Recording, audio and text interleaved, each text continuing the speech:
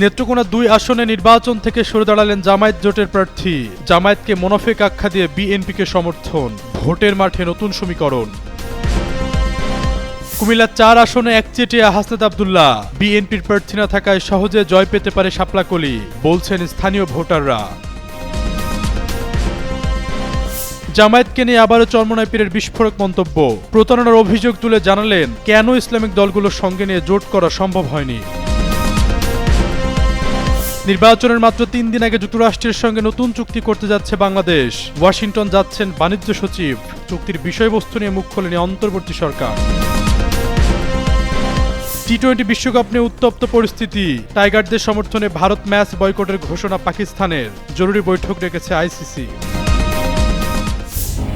নেত্রকোনা ২ আসনে জামাত জোটের বাংলাদেশ খেলাফত আন্দোলনের প্রার্থী মোহাম্মদ আব্দুর রহিম বটগাছ প্রতীকে নির্বাচন থেকে সরে দাঁড়িয়েছেন। সোমবার দুপুরে নেত্রকোনা জেলা প্রেসক্লাব মিলনায়তনে সংবাদ সম্মেলনে নির্বাচন থেকে সরে দাঁড়ানোর ঘোষণা দেন গাজী আব্দুর রহিম। তিনি বলেন, জুলাই অভ্যুত্থানের ফসল হিসেবে মানুষ সবাইকে ঐক্যবদ্ধ দেখতে চায়। 10 দলীয় জোটে জামাত ইসলামী আসন ভাগাভাগি করে মুনাফিকি করেছে। এলাকার উন্নয়নের স্বার্থে আমি বিএনপির মনোনীত প্রার্থী অধ্যাপক আনোয়ারুল হককে সমর্থন জানিয়ে সরে দাঁড়ালাম। আমার সংগঠনের নেতাকর্মীদের ধানের শীষের মনোনীত প্রার্থীকে ভোট দেওয়ার আহ্বান জানাচ্ছি। আশা করছি তিনি নির্বাচিত হয়ে এলাকার উন্নয়নে কাজ করবেন। আজ থেকে ধানের শীষকে নির্বাচিত করতে আমরা কাজ করব। সংবাদ সম্মেলনে আরও উপস্থিত ছিলেন বাংলাদেশ খেলাফত আন্দোলনের জেলা কমিটির সিনিয়র যুগ্ম আহ্বায়ক কারি সাইদুর রহমান, হাজী রজব আলী, মোহাম্মদ হোসেন সহ অনেকে। ত্রয়োদশ জাতীয় সংসদ নির্বাচনকে কেন্দ্র করে আগ থেকেই কুমিল্লা ৪ আসনে বিএনপি মনোনীত প্রার্থী মঞ্জুরুল আহসান মুন্সী ও জাতীয় নাগরিক পার্টি মনোনীত প্রার্থী হাসনাত আব্দুল্লার মধ্যে চলছিল কথার লড়াই। এর মধ্যে ঋণ খেলাপির তথ্য গোপন করায় মঞ্জুরুল আহসান মুন্সীর মনোনয়ন বাতিল করে নির্বাচন কমিশন। সবশেষ বিষয়টি গড়ায় আদালত পর্যন্ত। রোববার তার প্রার্থিতা ফিরে পেতে করা লিভ টু আপিল খারিজ করে দিয়েছে আপিল বিভাগ। এর মধ্য দিয়েই বিএনপি মনোনীত প্রার্থী মঞ্জুরুল আহসান মুন্সী নির্বাচনে অংশ নিতে না পারার বিষয়টি চূড়ান্ত হয়েছে। এই আসনে জামায়াতে ইসলামীর নেতৃত্বাধীন জোটের মনোনীত প্রার্থী হিসেবে জাতীয় নাগরিক পার্টির নেতা হাসনাত আব্দুল্লাহ নির্বাচনে লড়ছেন। স্থানীয়রা বলছেন, বিএনপি সমর্থিত প্রার্থীর মনোনয়ন বাতিল হওয়ায় এই আসনে খুব সহজেই জয় পেতে পারেন হাসনাত আব্দুল্লাহ। মুন্সির ঋণ খেলাপির কারণে উনি বাদ যাওয়ার কারণে এখন একচেটিয়া ভাবে হাসনাত আব্দুল্লাহর দিকে ভোট মানুষের ঝুঁকবে। কারণ আর দ্বিতীয় কোনো হেভিওয়েট কোনো প্রার্থী নাই। যে প্রার্থীগুলি আছে এগুলো নামকাও আসছে, এরা মানে নির্বাচনে অংশগ্রহণ করছে। একচেটিয়া হাসনাত, হ্যাঁ, এখানে অন্যান্য প্রার্থী যারা আছে তারা তো হাসনাতের সাথে আসবে না। কারণ হাসনাতের যে জামাত, হ্যাঁ, জামাতের একটা ভালো রিজার্ভ বোর্ড আছে, এই হিসাবে হাসনাত সে ভালো ভাবে ইয়ে করবে। আর বিএনপির প্রার্থী থাকলে তো ইয়া ছিল না, নেই, সম্ভব ছিল না। যেহেতু বিএনপির প্রার্থী নেই, এখন হাসনাত একচেটিয়া আগে যাবে। সবশেষ সুপ্রিম কোর্টের আপিল বিভাগে বিএনপি প্রার্থীর মনোনয়ন বাতিলের রায় প্রকাশের সঙ্গে সঙ্গে উল্লাসে ফেটে পড়ে হাসনাতের কর্মী সমর্থকরা। এদিকে কুমিল্লা ৪ আসনে মঞ্জুরুল আহসান মুন্সীর মনোনয়নপত্র বাতিলের পর গণ অধিকার পরিষদের সভাপতি নুরুল হক নূর গণমাধ্যমকে জানান, আহসান মুন্সীর মনোনয়ন যেহেতু বাতিল হয়েছে সেহেতু জোটগত সিদ্ধান্ত অনুযায়ী গণ অধিকারের জসিমউদ্দিনই বিএনপি জোটের প্রার্থী হিসেবে নির্বাচন করবেন। তবে ভোটাররা বলছেন, ধানের শীষ না থাকায় বদলে যেতে পারে নির্বাচনের হিসেব নিকেশ। গণতন্ত্র চলাকালীন এরকম নির্বাচনের পরিবেশ আমার বয়সে আমি দেখি একমাত্র এটা বিএনপির গাঠি বললেই চলে, এতে কোনো সন্দেহ নেই। ওনারা খুব বেশি ভালো কিছু করেন নাই, যার কারণে তারপরে ওরা ঋণ খেলাপির দায়ে উনি এখন হয়ে গেছে, প্রার্থিতা বাতিল হয়ে গেছে। তো যদি দুজন থাকতো তাইলে লড়াই হতো, লড়াই হলে হাসনাত আব্দুল্লাহ ইনশাল্লাহ জিততো আর কি। মঞ্জুরুল আহসান মুন্সী নির্বাচনে অংশ নিতে না পারায় কুমিল্লা ৪ আসনে হাসনাত আব্দুল্লাহ অনেকটাই সুবিধাজনক অবস্থানে রয়েছেন বলে ধারণা করা হচ্ছে। এই আসনে তার প্রতিদ্বন্দ্বী হিসেবে ট্রাক প্রতীকের জসিমউদ্দিন ছাড়াও রয়েছেন ইনসানিয়াত বিপ্লব বাংলাদেশের প্রার্থী ইরফানুল হক সরকার আপেল প্রতীকে, খেলাফত মজলিসের প্রার্থী মোহাম্মদ মুজিবুর রহমান দেওয়াল ঘড়ি প্রতীকে এবং ইসলামী আন্দোলন বাংলাদেশের প্রার্থী মোহাম্মদ আব্দুল করিম হাতপাখা প্রতীকে। স্থানীয় প্রবীণ রাজনীতিবিদরা বলছেন, মুন্সী না থাকায় হাসনাতের নির্বাচনে জয়ী হওয়ার পথটা সহজ হয়েছে। সাব্বির হোসেন সাকিব, যুগান্তর নিউজ।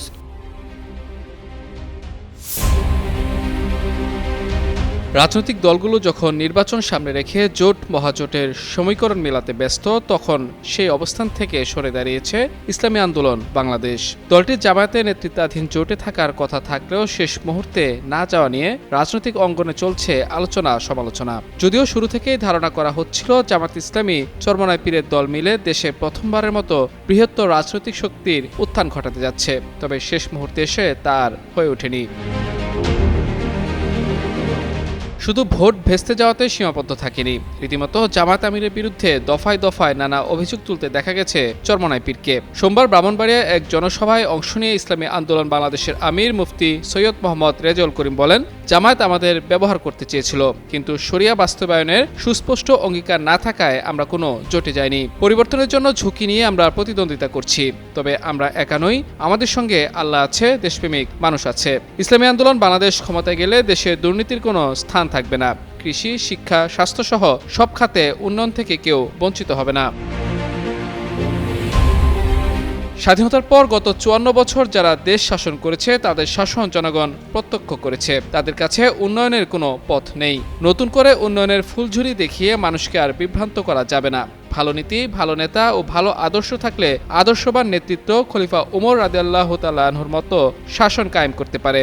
সাম্য, মানবিক মর্যাদা ও ন্যায় বিচার, এই তিনটি বাস্তবায়নের প্রকৃত নামই হলো ইসলাম।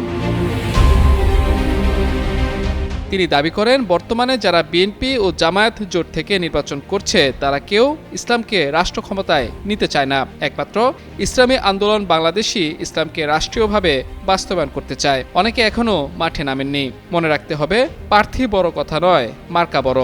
যারা আমাদের নিয়ে তুচ্ছ তাচ্ছিল্য করছে তাদের ভোটের মাধ্যমে জবাব দিতে হবে। আর এজন্য নবীনগরবাসীকে আগামী ১২ ফেব্রুয়ারি নির্বাচনে নজরুল ইসলাম নজুকে ভোট দিয়ে ইসলামী শরিয়া আইন বাস্তবায়নের সহযোগিতার আহ্বান জানান। এবারে নির্বাচনে প্রার্থী পায় ২০০০, তবে মূল প্রতিদ্বন্দ্বিতা হবে দুটি বড় রাজনৈতিক দলের মধ্যে।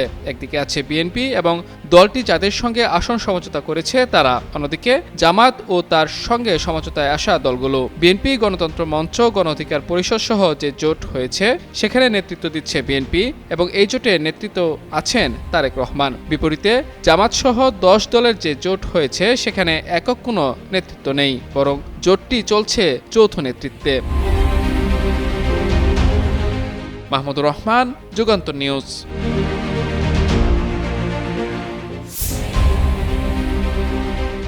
বহুল প্রতীক্ষিত জাতীয় সংসদ নির্বাচনের ৩ দিন আগে যুক্তরাষ্ট্রের সঙ্গে শুল্ক চুক্তি করতে যাচ্ছে অন্তর্বর্তী সরকার।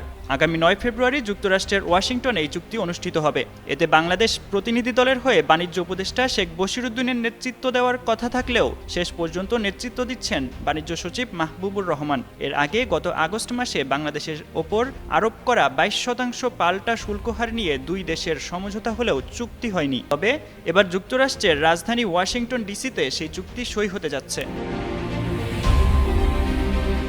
চুক্তি করতে বাণিজ্য উপদেষ্টা শেখ বশিরউদ্দিন ও বাণিজ্য সচিব মাহবুবুর রহমান আগামী ৫ ফেব্রুয়ারি জাপানের উদ্দেশ্যে ঢাকা ছাড়বেন। ৬ ফেব্রুয়ারি জাপানের রাজধানী টোকিওতে বাংলাদেশ জাপান অর্থনৈতিক অংশীদারি চুক্তি BJEPA অনুষ্ঠিত হবে। চুক্তির খসড়া এবং পাল্টা শুল্কের হার কত হতে পারে এমন প্রশ্নের জবাবে বাণিজ্য সচিব মাহবুবুর রহমান বলেন, ২২% আছে, কিছু দেশে একই আছে, আবার কিছু দেশে আছে এর বেশি। আশা করছি হার কিছু কমবে, তবে নিশ্চিত বলতে পারবো না ৯ ফেব্রুয়ারির আগ পর্যন্ত। যুক্তরাষ্ট্রের সঙ্গে চুক্তির বিষয়ে সে দেশের সরকারের পক্ষ থেকে কিছু বলা হয়নি।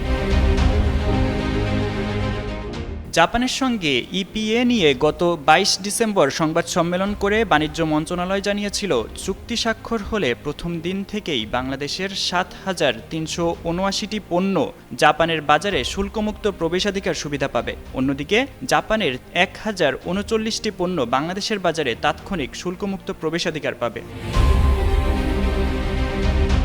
ইউরোপীয় ইউনিয়নের সঙ্গে ভারতের সম্প্রতি যে মুক্ত বাণিজ্য চুক্তি FTA সই হয়েছে তা নিয়ে সরকার উদ্বিগ্ন কিনা জানতে চাইলে বাণিজ্য সচিব বলেন, উদ্বেগের কিছু নেই। তৈরি পোশাক খাতে সক্ষমতা অর্জন করে এ খাতে বিশ্বের দ্বিতীয় বৃহত্তম রপ্তানিকারক দেশ আমরা।